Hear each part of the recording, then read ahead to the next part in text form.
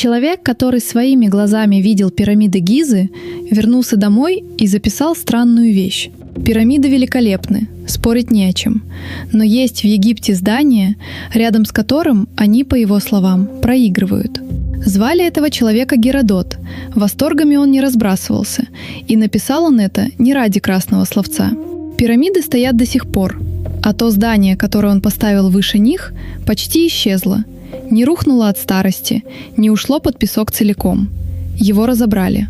Медленно, по камню, руками людей, которым просто нужен был хороший строительный материал. Место называлось Лабиринт, так его назвали греки. Стояло оно в Фаюме, у озера, которое греки звали Меридовым, напротив города, прозванного ими городом крокодилов. В середине V века до нашей эры Геродот прошел по нему сам. 12 крытых дворов, ворота напротив ворот, 6 смотрят на север, 6 на юг, все обнесено одной стеной. Внутри комнаты, 3000 он насчитал, 1500 наверху и столько же под землей. Крыша каменная, стены в резьбе, каждый двор обставлен колоннами из белого камня. Из его описания понятно, это было пространство, где человек переходил из дворов в помещения, из помещений в галереи, и сам масштаб ломал привычное чувство ориентации. Позже он написал, что если сложить вместе все греческие постройки, храмы, дворцы, все, они не переплюнут этот комплекс по труду и стоимости, и что даже пирамиды рядом с ним отступают. Страбон, бывавший здесь 4 века спустя, описывает то же здание иначе. Перед входами в дворы длинные скрытые коридоры, которые петляли и пересекались так, что чужой не мог пройти без провожатого. Внутри открытые колоннады, закрытые залы, снова дворы, снова галереи. Крыши галерей из единых каменных плит, стены того же качества. Здание работало изнутри. Человек, попавший внутрь, попадал в среду, которая не давала ориентиров. Плиний-старший добавляет деталь, которую больше никто не упоминает. В некоторых частях лабиринта при открытии дверей раздавался грохот, похожий на гром, а многие помещения приходилось проходить в темноте. Это акустика огромных каменных залов или что-то намеренное, я не знаю. Но в ряду описаний, где и так уже есть петляющие темные коридоры и запрет на вход без провожатого, звук вписывается органично.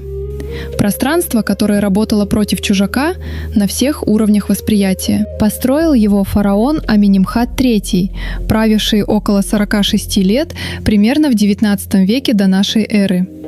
История того, как он пришел к Хаваре, сама по себе нетривиальна. Аменемхат начинал строить себе пирамиду в Дахшуре. Работа шла около 15 лет. Потом подземные камеры начали давать усадку, стены трескались, конструкция угрожала сложиться под собственным весом. Фараон оказался перед фактом. 1,5 десятка лет строительства в никуда, и гробницы у него нет. Он был вынужден начинать снова, в Фаюме, регионе, который сам же активно осваивал.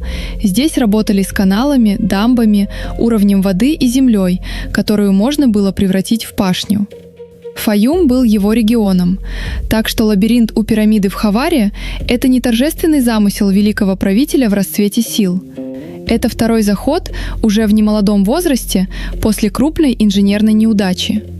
И при этом, судя по тому, что о нем рассказывали потом, самый грандиозный. По функциям это было ближе к каменному ведомству при царской гробнице, чем к привычному нам храму.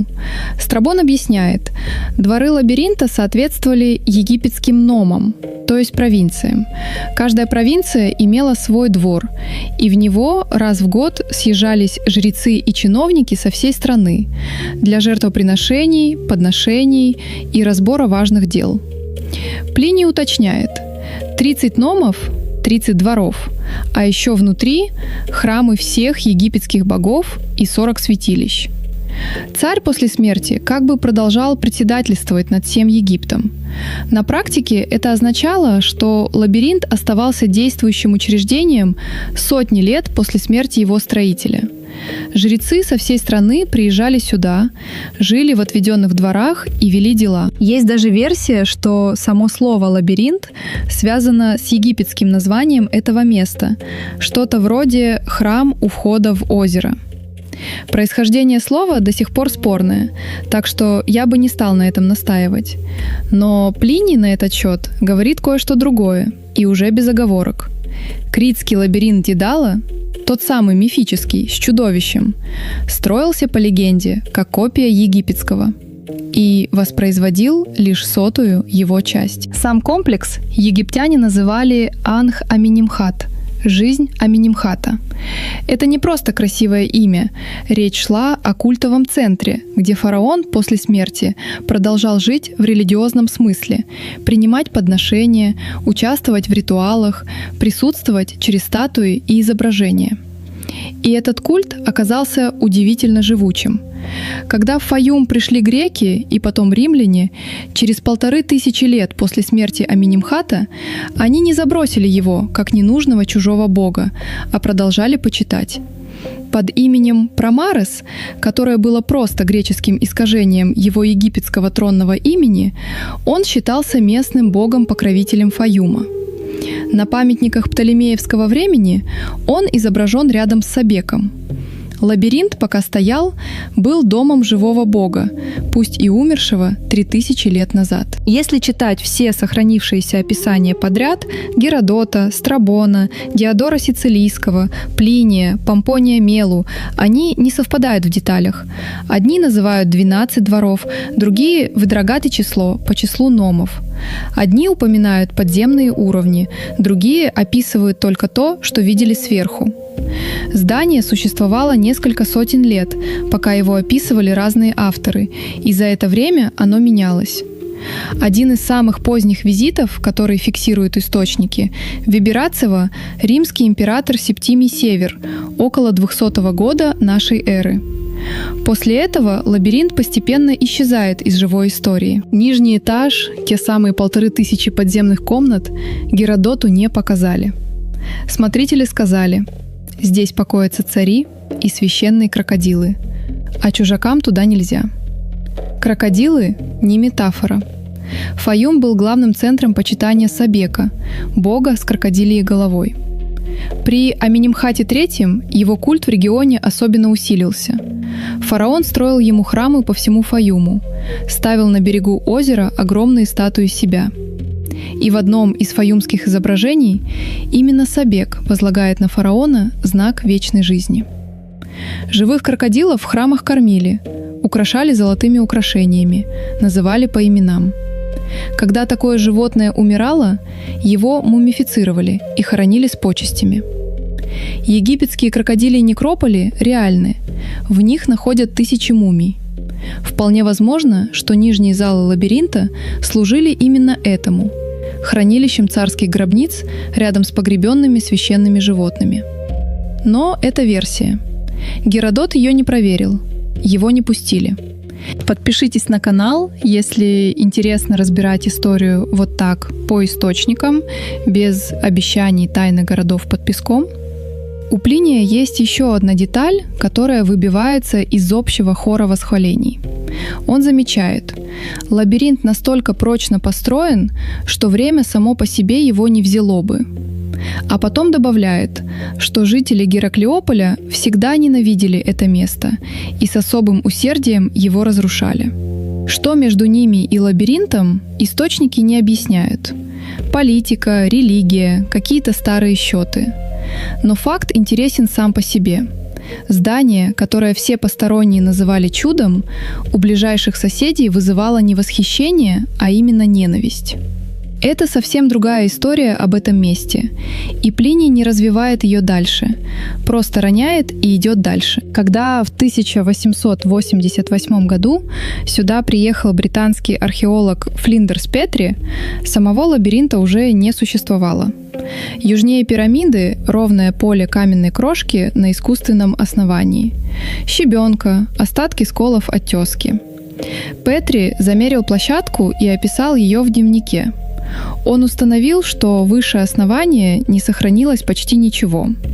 Вероятно, камень уходил на строительство соседних городов, в том числе в район Арсинои, греческой столицы Фаюма. Для новых строек это был не памятник, а готовый склад качественного материала. Мне кажется, это и есть самый парадоксальный поворот всей истории. Лабиринт не исчез и не был погребен. Его растащили. Причем уцелел он так плохо именно потому, что был так хорош. Пирамида — это гора кладки, разбирать которую дороже, чем добыть новый камень в карьере. А здесь готовые, аккуратно отесанные блоки, колонны, плиты перекрытий, поростки мрамора у входа, ассуанский гранит в корпусе.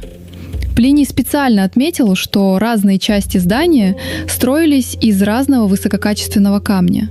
Это не здание, это склад прекрасного материала.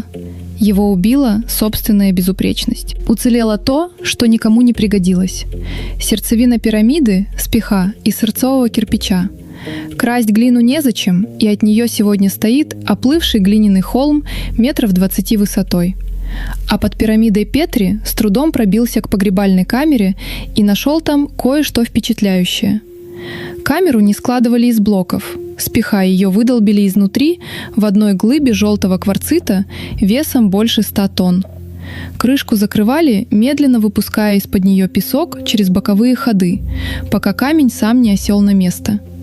Сдвинуть это после не мог никто. Но еще до камеры пирамида ставила перед грабителем другую задачу.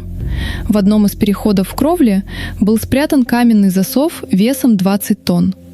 Если его находили и с трудом открывали, за ним не было ничего. Либо тупик, либо ход, наглухо заложенный щебнем. Архитекторы встроили внутрь несколько таких пустых обещаний, и это работало. Добраться до настоящей камеры без плана было практически невозможно. Оба саркофага внутри, правда, оказались пусты. Кто-то в глубокой древности добрался до гробницы. Петри предположил, что без плана тут не обошлось. Грабители слишком уверенно шли сквозь сложные ходы. Инсайдер – кто-то из строителей. Что под землей в Хаваре на самом деле – вопрос, который окончательно не закрыт. Геофизические исследования фиксируют под поверхностью аномалии, похожие на стены и пустоты. Что-то там есть, но расшифровать точнее не дают. Место подтоплено, вход в пирамиду стоит в воде на 6 метров, рядом прошли оросительные каналы. Никто ничего не прячет. Прячет вода и чужие поля сверху. И еще одна деталь про Петри, которую я не могу не упомянуть. Он приехал в Хавару копать лабиринт. И нашел кое-что совсем другое. Прямо поверх руин, на том же поле, стоял римский некрополь. В нем Петри поднял из захоронений 81 мумию, и у каждой на лице лежал деревянный портрет. Не стилизованная маска в египетском духе, а написанный горячим воском живой человеческий портрет с конкретными чертами, взглядом, игрой света на коже. Такие, что Петри, по его собственным словам, с трудом отвлекался от лиц, чтобы продолжать копать. Сегодня эти фаюмские портреты хранятся в музеях по всему миру. Это единственный крупный массив античной станковой живописи, дошедший до нас. Все остальное, что писали художники Рима и Греции на досках, сгнило. А здесь сохранилось. Потому что Египет, потому что сухой климат, потому что мумии. Место, которое не уберегло величайшую архитектуру древнего мира, случайно сохранило величайшую живопись. Сегодня от лабиринта остались поле каменной крошки, 100-тонная каменная камера в земле и несколько страниц у Геродота, Страбона и Плиния. Вход в пирамиду стоит в воде. Кварцитовая камера, которую никто не смог унести, стоит там же, где стояла.